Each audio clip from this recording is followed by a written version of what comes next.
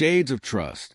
The champagne flute shattered against the hardwood floor, its crystalline shards catching the chandelier's glow like a constellation of betrayal. My stepdaughter's words still hung in the air, sharp and venomous. You're not my father, and you're barely her husband. The room, my family, my new wife, her parents, froze, their faces a gallery of shock and pity. I stood, heart hammering, the accusation slicing deeper than I'd expected from a 17-year-old. My wife, Elise, reached for my hand, but her touch felt like a stranger's, cool and fleeting. I pulled away, my eyes locked on Hayes, searching for something, anything, to disprove the dread coiling in my gut. It wasn't the first time Lily had lashed out. Since Elise and I married 6 months ago, her daughter had been a storm cloud, her resentment palpable in slammed doors and pointed silences. But tonight, at our first family dinner in the new house, her words carried a weight I couldn't dismiss. The dining room smelled of rosemary and roasted lamb, the table adorned with Elise's meticulous elegance, white linen napkins, polished silver, a centerpiece of Lily's that now felt like a cruel irony. I excused myself, the scrape of my chair echoing in the stunned quiet, and retreated to the study, the walls lined with books I hadn't yet read in this unfamiliar home. Alone, I replayed Lily's outburst. Barely her husband. The phrase gnawed at me, unearthing doubts I'd buried. Elise's late-night phone calls, her sudden work trips, the way her laughter dimmed when I entered a room. I'd rationalized it all. New marriage, blended family, a demanding job as a gallery curator. But now, each memory felt like a breadcrumb leading somewhere dark. I sank into the leather armchair, its creak grounding me as my mind spiraled. Was I paranoid, or was Lily's venom laced with truth? The study door creaked open, and Elise slipped in, her silk dress catching the lamplight. "James, she's just a kid. She's hurting," she said, her voice soft but strained, like a violin string stretched too tight. I wanted to believe her, to let her words soothe the ache, but her eyes darted to the floor, avoiding mine. "Is that all it is?" I asked, my voice low, each word heavy with a fear I'd suppressed for months. She hesitated, a heartbeat too long, and my chest tightened. "Elise, what did you mean?" Her fingers twisted the pearl bracelet I'd given her on our wedding day. "She's lashing out. You know how she feels about her dad. Her ex, Michael, was a ghost in our marriage, his name rarely spoken but always present."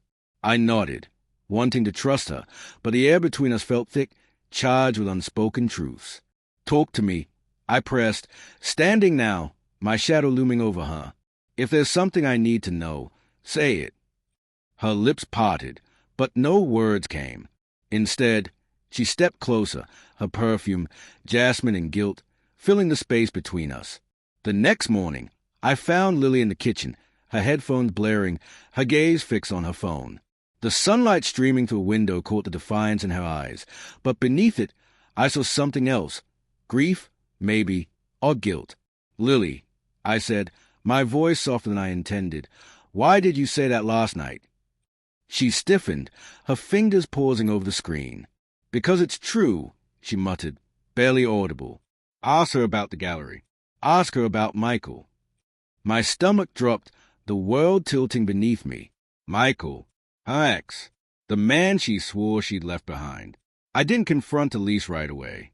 Instead, I drove to her gallery, the sleek building a maze of glass and white walls. Her assistant, a nervous young man, handed me her schedule without question. A client meeting in Santa Fe last weekend. A late-night exhibit prepped 2 weeks ago. Dates that aligned with her absences, her vague explanations. In her office, I found a locked drawer. My hand shook as I pried it open with a letter opener, revealing a burner phone, its screen lighting up with a text, "Miss you. Same place tomorrow. M." The air left my lungs, the room spinning as the truth clawed its way to the surface.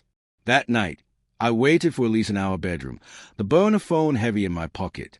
When she walked in, her smile faltered, sensing the storm. "James, what's wrong?" she asked, her voice trembling. I held up the phone, and her face crumpled, not with denial, but with resignation. "It's not what you think," she whispered, but her eyes betrayed her, glistening with tears she couldn't hide. "Then what is it?" I demanded, My voice breaking, love and rage warring within me. She sank onto the bed, her hands covering her face. Michael, he's sick. He needed me. I didn't know how to tell you. Sick. The word hit like a punch, but it didn't erase the betrayal. She'd lied, hidden him, let him back into her life while I built a home for us. You chose him, I said, the realization cutting deeper than any insult. Lily's voice echoed in my mind, her accusation now a prophecy. Elise reached for me, but I stepped back, the distance between us vast and unbridgeable. I love you, she sobbed, but the words fell hollow, drowned by the truth she'd kept buried. As I walked out, the house, our house, felt like a stranger's, its walls closing in with the weight of a life unraveling.